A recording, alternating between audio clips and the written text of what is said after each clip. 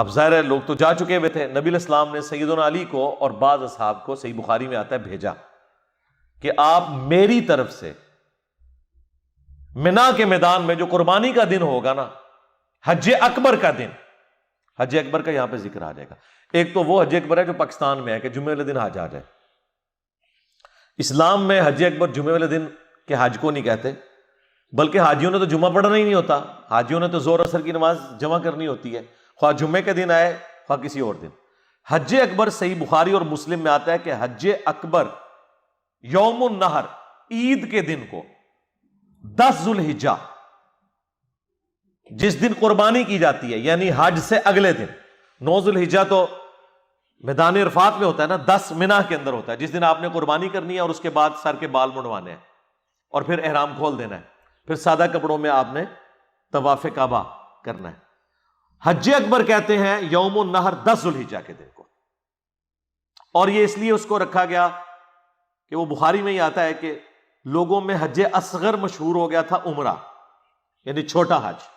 کسی درجے میں چھوٹا حج تو ہوتا ہی ہے نا عمرہ بھی، بلکہ صحیح مسلم میں حدیث ہے کہ جس نے رمضان میں عمرہ کیا گویا اس نے حج کیا، اور راوی کہتے ہیں کہ مجھے یاد نہیں ہے کہ شاید حضور نے ساتھ یہ بھی بولا تھا کہ گویا اس نے میرے ساتھ حج کیا، جس نے رمضان میں عمرہ کیا۔ وہ مسلم کا راوی تو بھول گیا ہے، لیکن یہی حدیث سنن ابن ماجہ میں آتی ہے، اس روایت کے اندر جو راوی ہے وہ وثوق سے کہتا ہے کہ اللہ کے نبی علیہ السلام نے فرمایا تھا کہ جس نے رمضان میں عمرہ کیا گویا اس نے میرے ساتھ حج کیا، لہذا وہ جو مسلم میں اس کو وہم لاحق ہوا تھا راوی کو، وہ حدیث بالکل ٹھیک ہے۔ تو وہ حج اصغر۔ حج اکبر وہ ہے یعنی عام حج، اور اس میں بھی خصوصاً قربانی کا دن، اور حج اصغر یعنی چھوٹا حج، عمرہ۔ پبلک کے اندر دیکھیں کیا مشہور ہوا ہے، اور لوگ یہاں خوش ہو رہے ہوتے ہیں جی جناب اس دفعہ وڈا حج آیا، آج پائی جی ہوندہ ہی وڈا ہے، آج چھوٹا کدھر نہیں ہویا، ٹھیک ہے۔ اور جس جمعے کی بنیاد پہ کلیم کر رہے ہیں، جمعے کی تو نماز ہوتی ہی نہیں وہاں پہ،